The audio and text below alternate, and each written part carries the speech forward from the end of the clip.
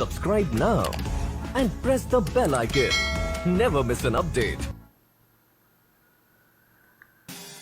Subscribe now and press the bell icon. Never miss an update.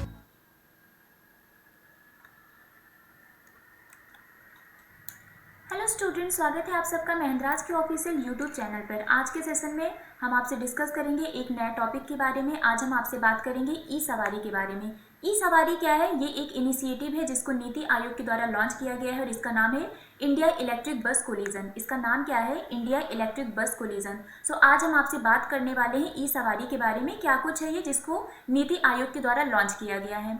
सो ई सवारी India electric bus collision, अगर हम इसकी बात करें, ई सवारी की अगर हम बात करें, India electric bus collision it was launched by NITI Aayog. इसको नीति आयोग के द्वारा लॉन्च किया गया है in partnership with convergence energy services limited and world resource institute. NITI Aayog ने कन्वर्जेंस एनर्जी सर्विसेज लिमिटेड और वर्ल्ड रिसोर्स इंस्टीट्यूट के साथ पार्टनरशिप करके इसको लॉन्च किया है इन support bye transformative urban mobility initiative.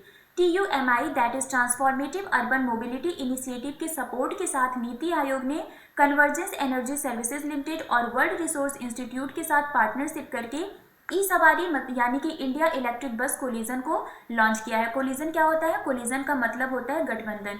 ये ई सवारी इंडिया इलेक्ट्रिक बस कोलिजन ये क्यों लॉन्च किया गया है? हमारी कंट्री में जो भी हमारे मोड ऑफ ट्रांसपोर्टेशन है, स्पेशली जो बस है, उसको पूरी तरह से इलेक्ट्रीफाई करने के लिए, electronic mode of transportation use करने के लिए इस इनिशिएटिव को स्टार्ट किया गया। यानी कि हम क्या करेंगे? Electronic mode of transportation use करेंगे। हम बसेस को पूरी तरह से क्या करेंगे? इलेक्ट्रीफाई करेंगे। So electronic mode of transportation को यूज़ करने के लिए नीति आयोग ने CESL और WRI के साथ क्या किया है? पार्टनरशिप किया है, इनके साथ कोलिजन किया है, गठबंधन किया है इन support with transformative urban mobility initiative.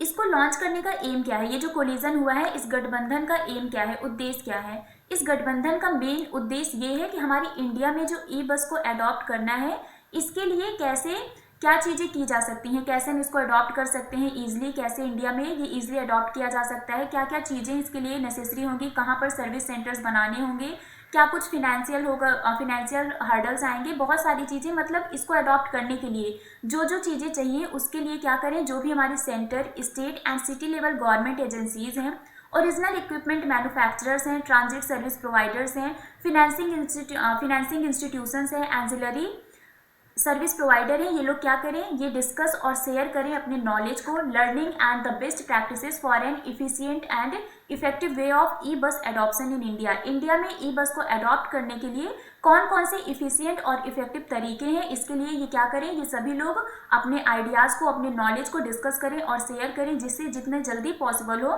हम इंडिया के हर स्टेट में, हर सिटी में, कोने कोने में क्या करें? इस ई बस को अडॉप्ट कर सकें ईजिली। इसके लिए ये गठबंधन किया गया है। ऑलरेडी हमारी कंट्री में electronic mode of transportation use किया जा रहा है, 2 व्हीलर्स भी यूज़ किए जा रहे हैं, 4 व्हीलर्स भी यूज़ किए जा रहे हैं और अब यहाँ पर बस को भी इलेक्ट्रीफाई करने की बात की जा रही है, जो कि हमारा एक लार्ज मोड ऑफ ट्रांसपोर्टेशन है।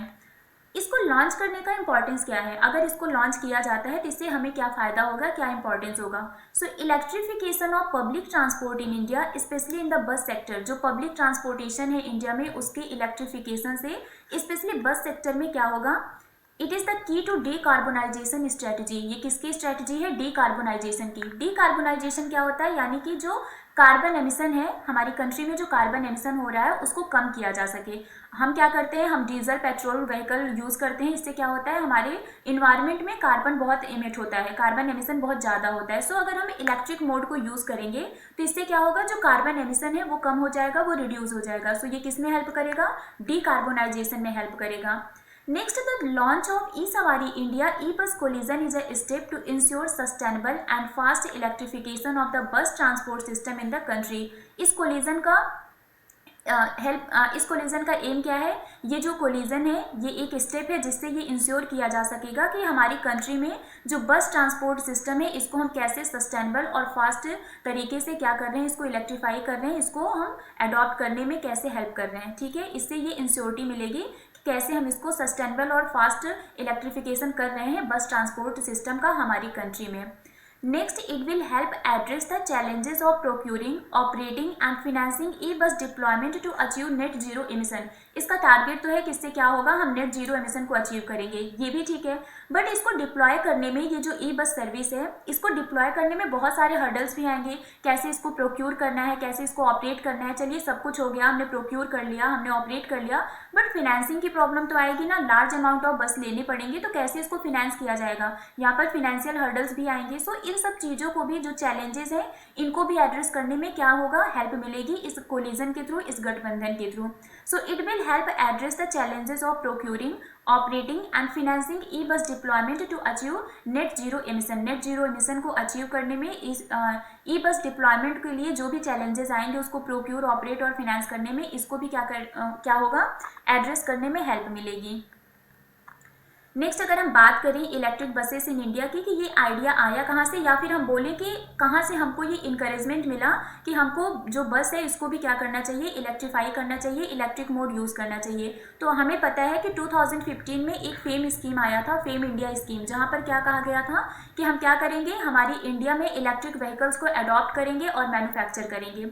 2015 में हमारा फेम इंडिया स्कीम आया था, जहाँ पर ये बोला गया था कि हम हमारे इंडिया में इलेक्ट्रिक व्हीकल्स को अडॉप्ट करेंगे और मैन्युफैक्चर करेंगे। तो कहीं ना कहीं से हम बोल सकते हैं कि जो आइडिया आया है, हमें जो ये मोटिवेशन मिला है, ये इसी स्कीम के थ्रू मिला है। अगर हम फेम स्कीम की बात करें तो इसका जो फुल फॉर्म है वो है faster adoption and manufacturing of electric vehicles in India. Faster adoption and manufacturing of electric vehicles in India, ये फेम स्कीम है, फेम का फुल फॉर्म है। इसको लॉन्च कब किया गया था, 2015 में किया गया था।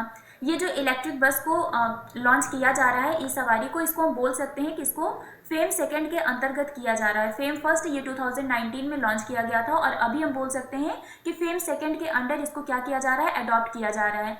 The adoption of electric buses is gaining momentum in India. ये क्या है, ये एक गेनिंग मोमेंटम है इंडिया में। Many cities and governments have begun electrifying their bus-based transportation system। बहुत सारे शहर और जो गवर्नमेंट है वो क्या कर दिए हैं, उन्होंने बस बेस्ड ट्रांसपोर्टेशन सिस्टम को ऑलरेडी इलेक्ट्रीफाई करना स्टार्ट कर दिया है।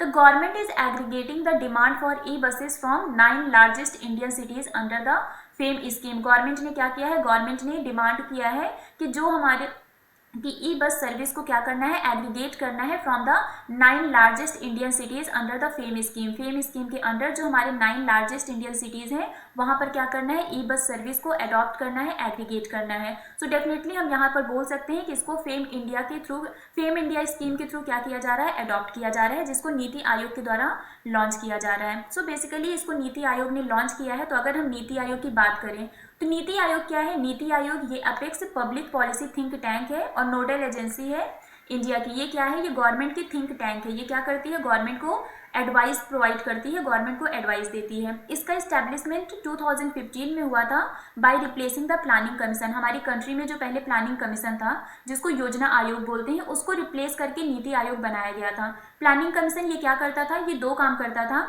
ये पंचवर्षीय योजना लेकर आता था और फंड प्रोवाइड करने का काम करता था। बट नीति आयोग ने इसको रिप्लेस कर दिया। नीति आयोग अब ना तो पंचवर्षीय योजना लेकर आता है और ना ही फंड प्रोवाइड करता है। नीति आयोग ये सिर्फ पॉलिसी थिंक टैंक और नोडल एजेंसी है किसका, इंडिया का। ये करता क्या है, it is tasked with catalysing economic growth and promoting cooperative federalism by involving the state government of India. India में जो स्टेट गवर्नमेंट हो, इनको इन्वॉल्व करके इकोनॉमिक ग्रोथ को कैसे कैटलाइज करना है और कोऑपरेटिव फेडरलिज्म को कैसे प्रमोट करना है, ये सारी चीज़ें कौन करता है, नीति आयोग करता है। नीति आयोग की अगर हम कुछ इनिशिएटिव्स की बात करें तो बहुत सारे इनिशिएटिव्स हैं, जिसमें से कुछ हमने पढ़े हुए हैं, like 15 year road map, 7 year vision strategy and action plan, Amrut Yojana, digital India, Atal innovation mission, medical education reform, agricultural reform etcetera. ये सारे इनिशिएटिव किसके हैं, नीति आयोग के हैं। और अभी नीति आयोग एक और इनिशिएटिव लॉन्च कर रहा है, क्या है वो, ई सवारी, जिसके बारे में हमने आज के सेशन में बहुत ही डिटेल में पढ़ा। सो होप ई सवारी को लेकर जितने भी पॉइंट्स हैं वो क्लियर हो गए होंगे। मैंने पूरी कोशिश की कि आपके सारे डाउट्स क्लियर हो जाए, बट अगर इसके अलावा भी कोई डाउट्स आपको होता है इस इनिशिएटिव को लेकर तो आप डेफिनेटली हमसे कमेंट करके पूछ सकते हैं। सो आज के लिए बस इतना ही है। नेक्स्ट हम आपसे मिलेंगे नेक्स्ट सेशन में हमारे किसी नए टॉपिक के साथ। So till then bye bye guys, take care, thank you so much.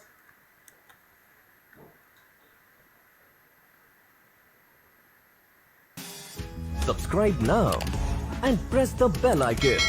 Never miss an update. Subscribe now and press the bell icon. Never miss an update.